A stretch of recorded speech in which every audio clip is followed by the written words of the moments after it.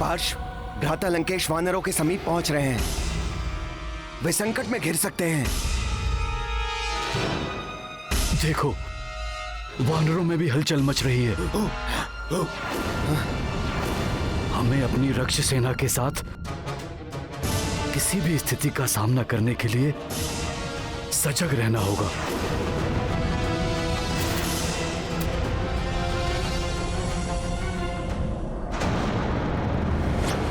कुंभकर्ण, मेरे अनुज, कितनी व्याकुलता से मैं तुम्हारी प्रतीक्षा कर रहा था। शीघ्र बताइए भ्राताश्री, ऐसा कौन है जिसके कारण लंका संकट में है?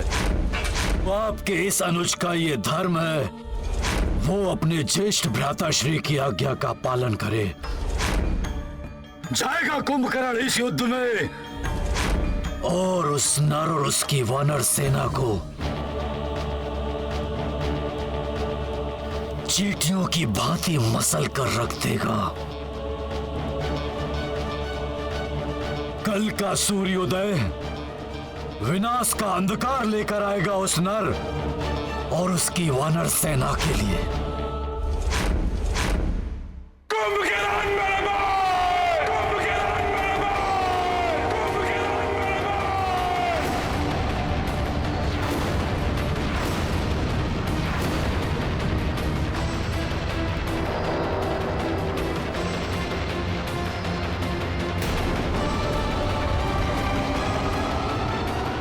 ये यहां युद्ध करने नहीं, कुंभकर्ण की मृत्यु पर शोक प्रकट करने आया है। नहीं, ऐसा नहीं हो सकता। आकाश फट सकता है, पृथ्वी पलट सकती है, लेकिन नहीं, तुम्हें कुछ नहीं हो सकता मेरे भाई। तुम मुझे इस प्रकार छोड़कर यमलोक नहीं जा सकते। हे महाशक्ति पुंज कुंभकर्ण, रावण का बल थे तुम, मेरा दाहिना हस्त थे तुम कुंभकर्ण। इस प्रकार मुझे अपंग बनाकर निद्रा में कैसे लीन हो सकते हो तुम कुंभकर्ण? संसार को एकाकी ही समाप्त करने का सामर्थ्य रखने वाले कुंभकर्ण, तुम कैसे समाप्त हो सकते हो?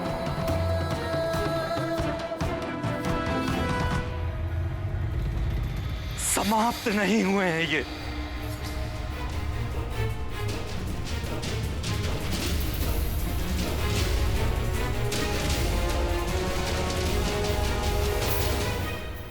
प्रभु श्री राम के बाणों द्वारा मुक्ति मिली है इन्हें।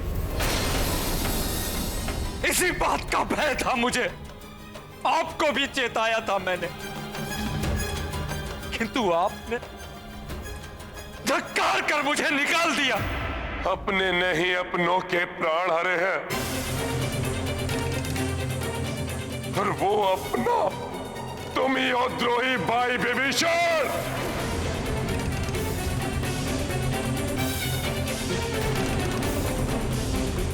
तुम्हारा वध तो उसी समय कर देना चाहिए था जब तुम उस वनवासी की शरण में जा रहे थे। मेरा भाई कुंभकर्ण मृत पड़ा है और तुम अब भी जीवित हो।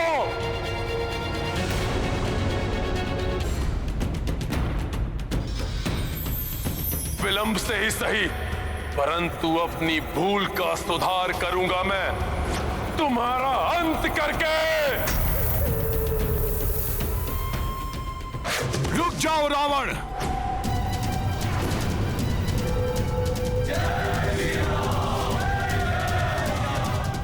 अंत कर देंगे राक्षस रावण का। हाँ, मार डालो इसे यहीं। मार दीजिए इसे, अंत कर दीजिए इसका। हम पूर्णतया सजग हैं आक्रमण के लिए। अंत कर दीजिए हनुमान जी इसका। हाँ, मार डालिए इसे, अंत कर दीजिए इसका। रावण अपने भाई की मृत्यु पर शोक प्रकट करने आया है, ऐसे में इस पर आक्रमण करना अनुचित होगा। हाँ, हनुमान का कथन पूर्णतया नीति संगत है।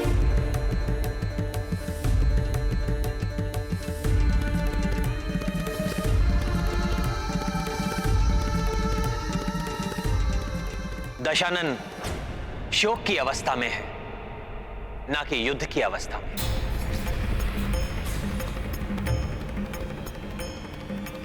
रावण, वीर गति प्राप्त हुई है कुंभकर्ण को। मरणोपरांत जो सम्मान एक महान योद्धा को मिलता है, उसका अधिकारी है ये। यदि तुम इसी उद्देश्य के साथ यहां पर आए हो, तो पूर्ण सम्मान के साथ कुंभकर्ण का शीश यहां से ले जा सकते हो।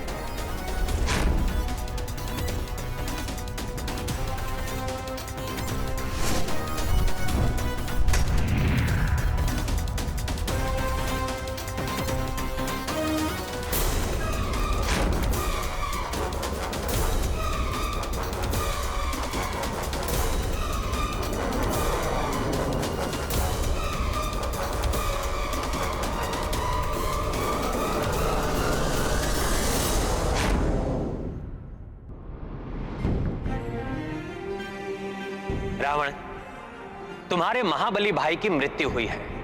दारुण दुख है ये तुम्हारे लिए एवं तुम्हारे परिवार के लिए। इसका विधिवत अंत्य संस्कार करो। मैं तत्काल युद्ध के लिए दबाव भी नहीं डालूंगा। इसकी अंत्येष्टि के लिए कल हमारी ओर से युद्ध विराम होगा।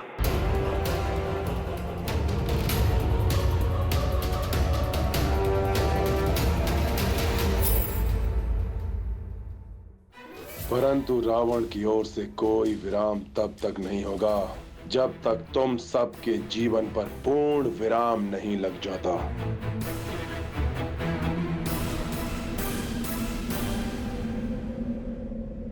प्रभु की उदारता के लिए इन्हें धन्यवाद तो दे दो रावण।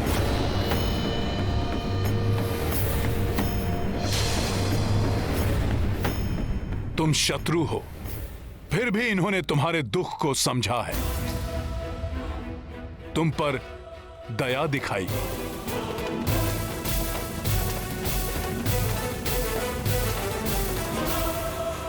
दया, दया के पात्र निर्बल होते हैं वानर, और रावण निर्बल नहीं है। रावण के हृदय में तुम सबके प्रति दया नहीं, घृणा है, घृणा।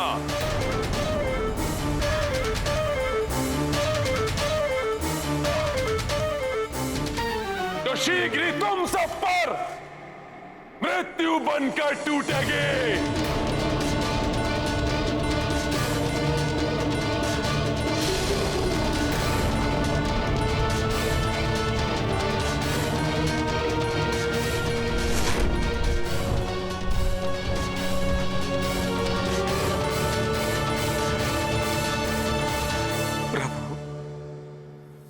भ्राता कुंभकर्ण की अंत्येष्टि के लिए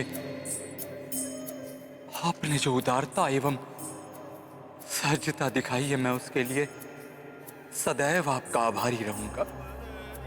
यदि आपकी अनुमति हो तो मैं भ्राता कुंभकर्ण के अंतिम संस्कार में सम्मिलित होने के लिए लंका जाना चाहता हूं। विभीषण जी, वहां जाने से आपके जीवन को संकट हो सकता है। किंतु अपने भाई की अंत्येष्टि में ना जाना भी तो विभीषण जी के लिए अत्यंत ही पीड़ादायक होगा।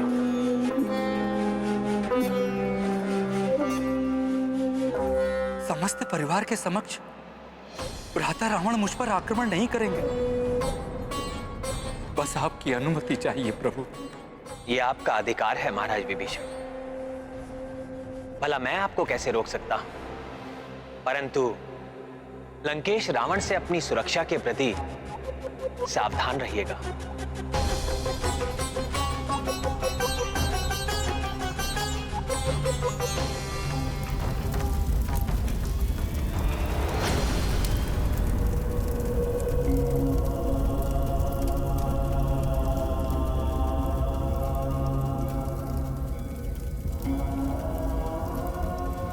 कुंभकर्ण मेरे पुत्र,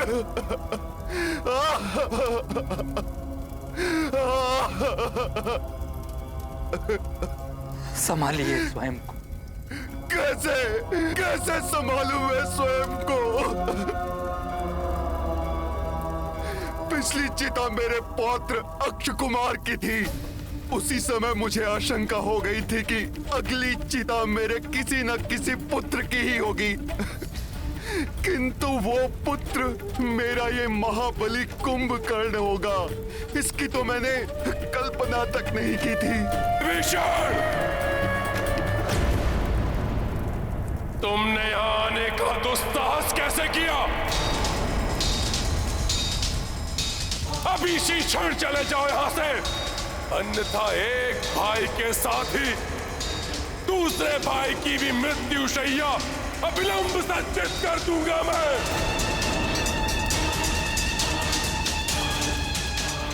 जाओ और बताओ मेरे भाई का वध करने वाले उस वनवासी को किसे चित हो जाए वो रावण के महाकोप का सामना करने के लिए।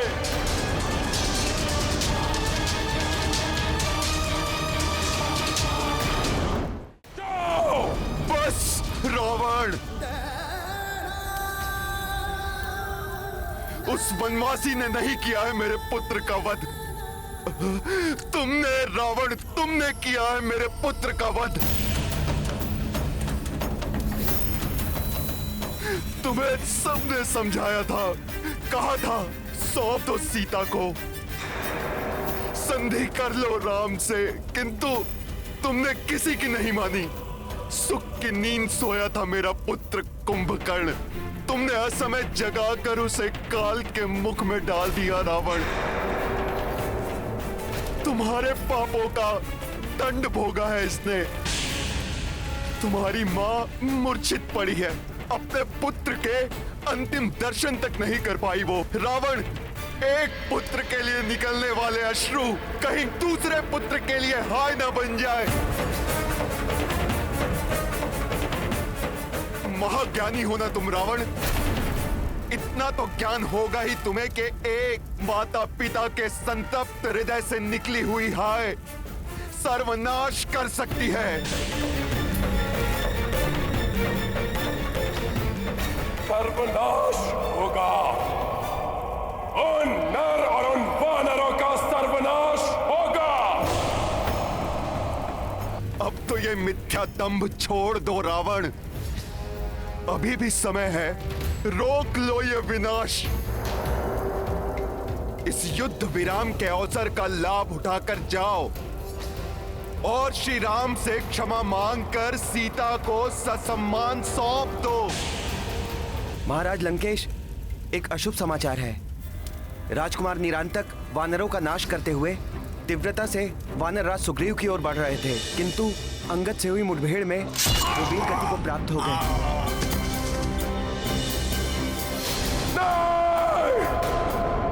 और महाराज, उस महाबली वानर हनुमान ने राजकुमार देवांतक का वध कर दिया। और महाराज, महोदर और महापार्श्व नल और नील के हाथों मृत्यु को प्राप्त हो गए।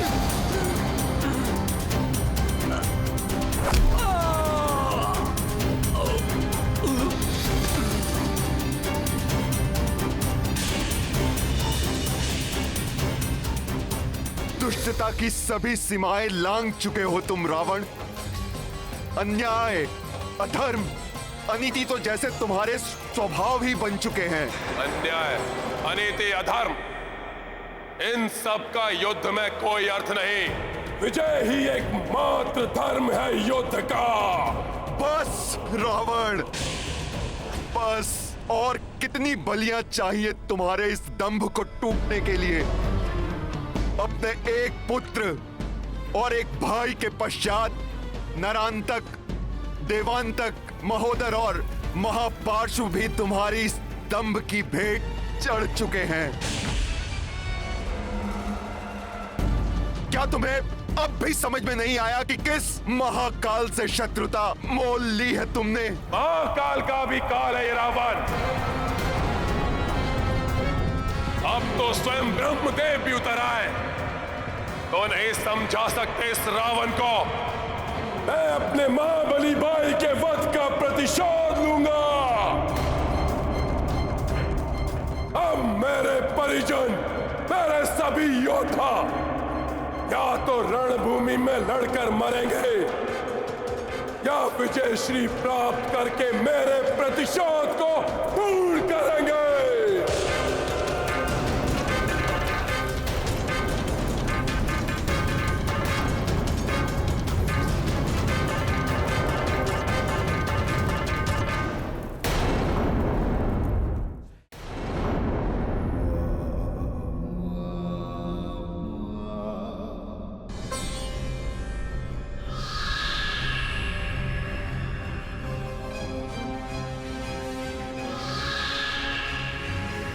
अब मेरे परिजन, मेरे सभी योद्धा या तो लड़कर मरेंगे या विजय श्री प्राप्त करके मेरा प्रतिशोध पूर्ण करेंगे।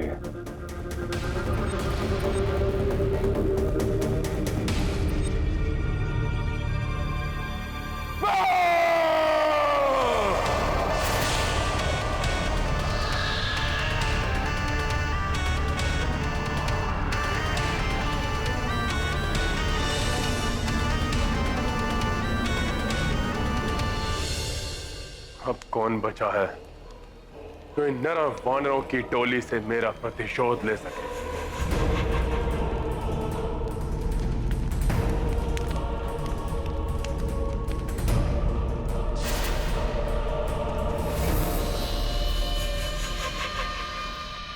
प्रभु, सब तो समाप्त हो चुके हैं। अब सिर्फ रावण और मेघनाद ही शेष बचे हैं राक्षस योद्धाओं में।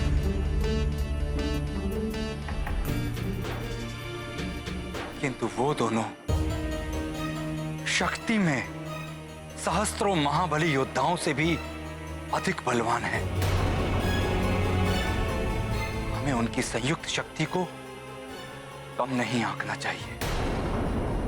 मुझे पूर्ण विश्वास है वो अवश्य हमें परास्त करने के लिए कोई महाविनाशकारी योजना बना रहे होंगे। पिताश्री, ये दीपक मेरी जीवन ज्योति के रूप में प्रज्वलित है और आपका इस दीपक के निकट आने का अर्थ मैं भली भांति समझ सकता हूं। मुझे रणभूमि में जाना होगा। अब तुम वहां जाकर क्या युद्ध करोगे मेघनाथ? रहने दो। क्यों पिताश्री? क्या आपको मेरी शक्ति पर तनिक भी विश्वास नहीं रहा? असफल। प्रत्येक बार असफल ही हुए हो तुम। अपनी शक्तियां तक खो दी तुमने।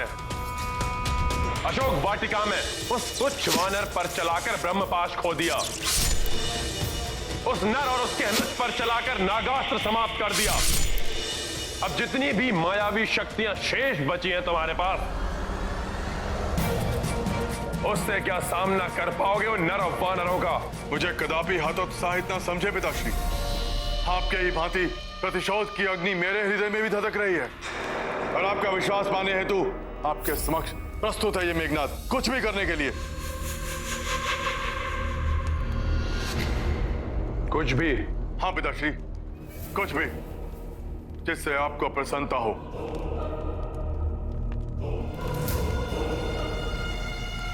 ब्रह्मास्त्र है तुम्हारे पास, उसका प्रयोग करो।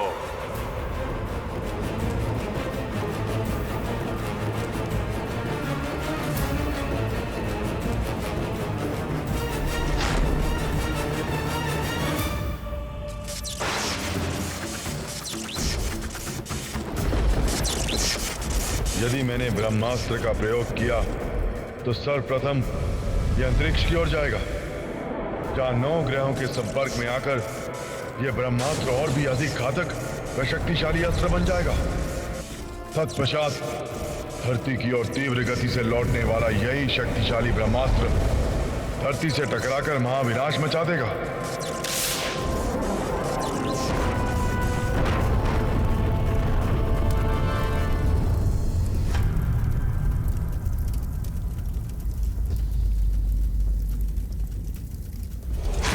किंतु पिताश्री, ब्रह्मास्त्र तो किंतु परंतु का समय नहीं है अब।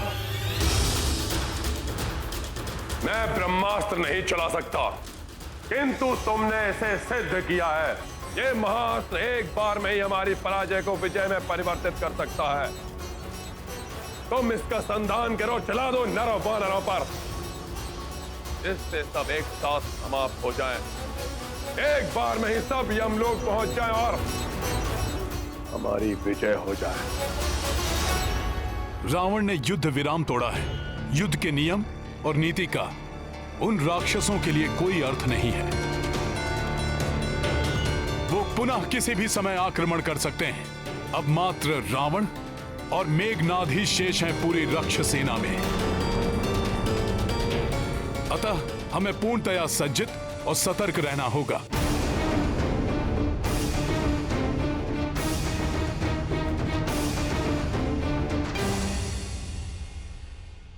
स्वार्थ और अहंकार व्यक्ति के सत्य को पहचानने की शक्ति क्षीण कर देता है।